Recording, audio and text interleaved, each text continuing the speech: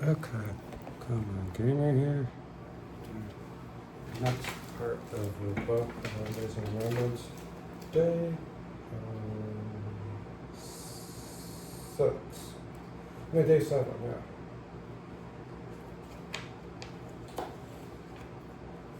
The FBI undercover in South America. War clouds from Europe were drifting towards the U.S. in early 1940 when President Franklin Roosevelt and key leaders in his administration became aware that Nazi agents had established a string of bases from Mexico City to the tip of South America. Counseling radio stations began on Hamburg, Cologne, and Brussels were furnishing military, political, and economic reports retrieved from Nazi spies in the U.S. to the actual Secret Service used before Adolf Hitler came to power in Germany in early 1933. A large number of Germans had immigrated to South America and settled in colonies in the late 1930s and established 600,000 German nationals or native-born descendants lived in Brazil, Argentina, and Chile. When Hitler began remembering Germany, the Nazi movement were began to the great established in those 3 countries. Germans and the offsprings wore the uniform of stormtroopers and unfurled the Nazi flag on several occasions. There were German war veterans organizing in a German youth movement and a German labor front. In early June 1940, President Roosevelt held a solemn conference to de-stress the security threat from south of the border. President Lord J. Edgar Hoover, the Federal Bureau of Investigation FBI chief, and the heads of Army and Navy intelligence, after a certification, it was declared that a Special Intelligence Service, SIS, would be created to operate overseas to secure information of activities detrimental to the security of the U.S. Roosevelt was enthusiastic about the new organization, mainly because the U.S. was the only major country in the world that did not have its own global intelligence agency. It would be another year before it came to the global intelligence agency before that came, known as Office of Secret Services, OSS, was established. The President issued a directive setting forth the responsibility and foreign intelligence. FBI Director Hoover and his agents would have jurisdictions over military intelligence in the Western Hemisphere. And acting with Chemical Hoover organized a S operation in less than a month, and his agents were already shipping into several countries in South America. These people traveled under phony names and would work as undercover operatives. Later, other agents were openly assigned to U.S. embassies and given misleading titles to mask their true missions.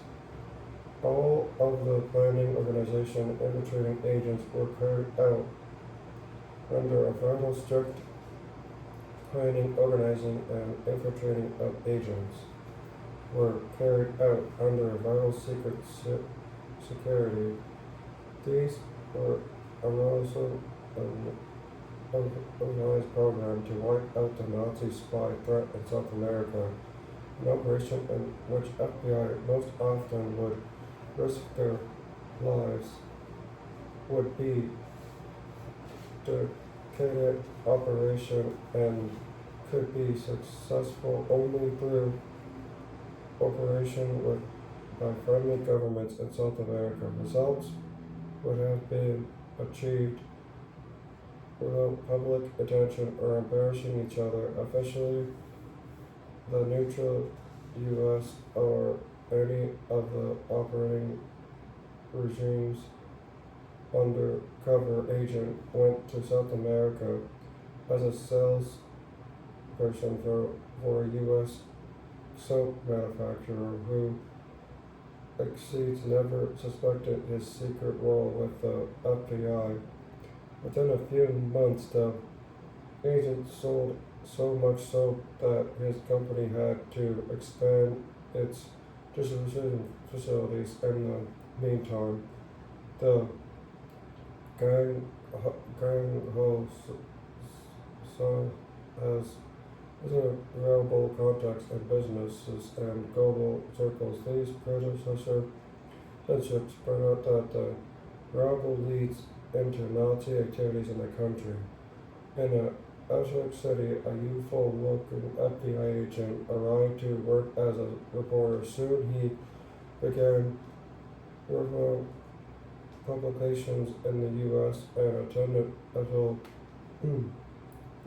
South American affairs. He soon was Remberce, a person he often spent time around a small hotel.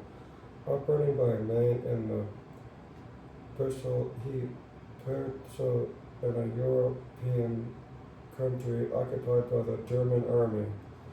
The infiltrator rebelled Brussels that he should become a spy for the U.S. He had of a civic organization who members and business titles the organization of the FBI and so eventually the judge's criticism. I gave a report at the moment. Bears realized that the innkeeper had been running up information. It clearly well reached right people. Buyers prepared. Most of South American governments willing helped in the FBI's as certain leaders.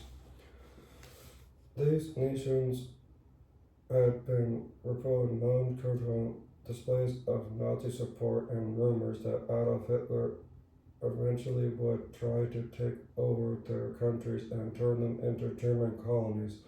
But a few countries, Argentina in particular, were hostile, and police government officials made the FBI undercover work especially difficult and dangerous. In Argentina, agents frequently were shadowed and their native informants caught by police told organized tortures and infiltrated them.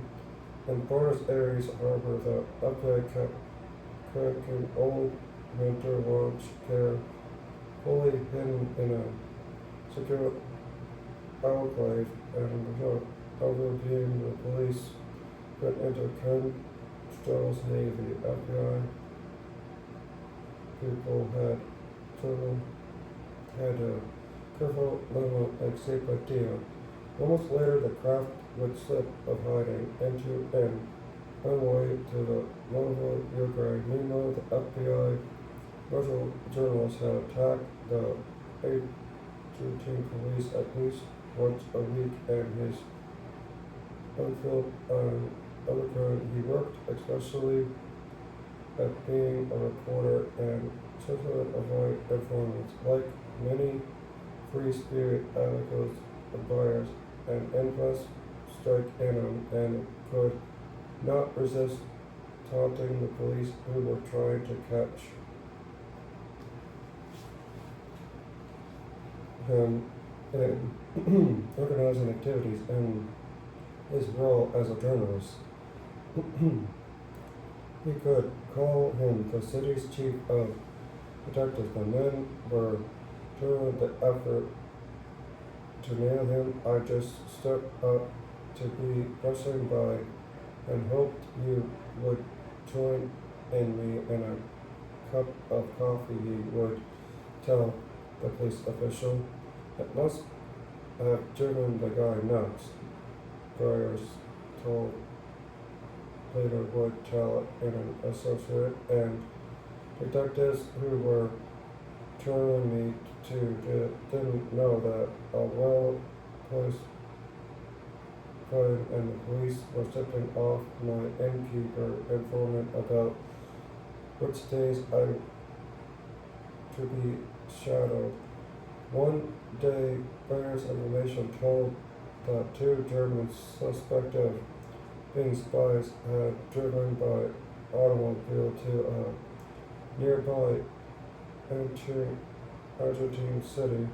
Byers set out to determine what was determine and whom they had called it difficult assassination to determine names were not given known to him of whom Byers, which innkeeper friend, was told to return the following day. Byers went back. The man said to come back the next day. Now Byers felt he was out. On the third day, the innkeeper handed Byers a typed sheet identifying the Germans by name and the license number for the car, even the serial number of its engine. Moreover, the report that the suspects had gone into a summary negotiations for the neighboring city. It was most detailed report, unpronounced that the FBI personnel had even seen Byers and been wrong on key factor development had been, and three Germans in the car, two astern by personal Byers asked the friend, how did you get all this stuff? Replied the white coat carriage administration. The third German who drove the car was one of my men. The informant innkeeper contacted to the outfit of German espionage and that been operating in the region with identifying sense of the police. However, product media federal report Byers credit in Argentina and the U.S. succeeded in putting the spy ring out of business. Brazil, also a hotbed of Nazi espionage activity, self-diplomatic relations with Germany and Italy. In early 1842, working with Brazilian authorities, pressuring radio stations that had been coded intelligence to Nazi services in Europe. However, the biggest Nazi fish of all in Brazil escaped the throne. However, the biggest Nazi fish of all in Brazil escaped the throne. FBI could not even learn his name. It was known only that the direct a spy ring that operated a secret radio station known as the call letters CIT.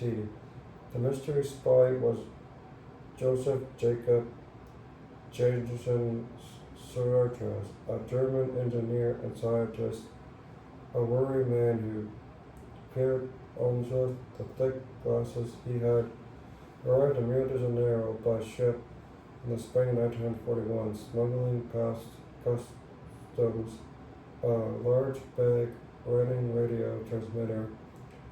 Envelope was returned 5 weeks later. The Coast radio station CIT began sending information to Germany. In mid-December 1941, Sergio traveled to Sandoras, Brazil, to install another secret transmitter and found that they needed to run over.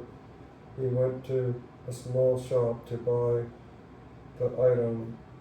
The merchant told him it was out of stock.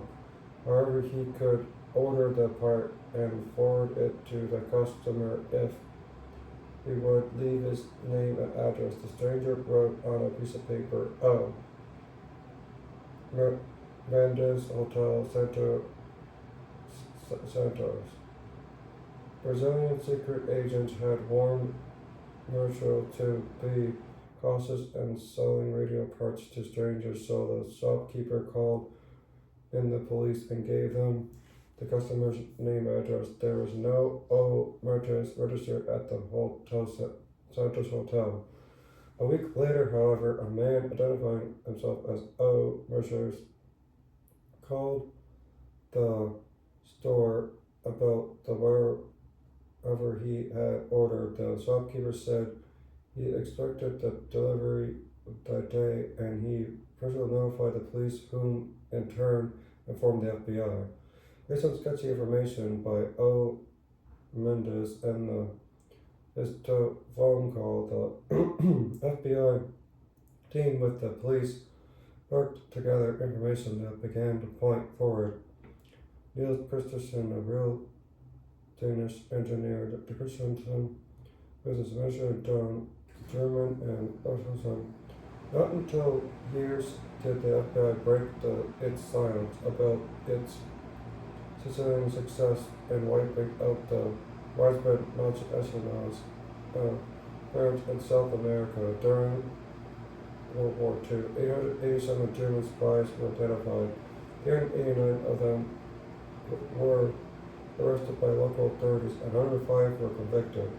24 secret radio stations were located, and 30 radio transmitters were confiscated by local authorities after being determined by FBI agents.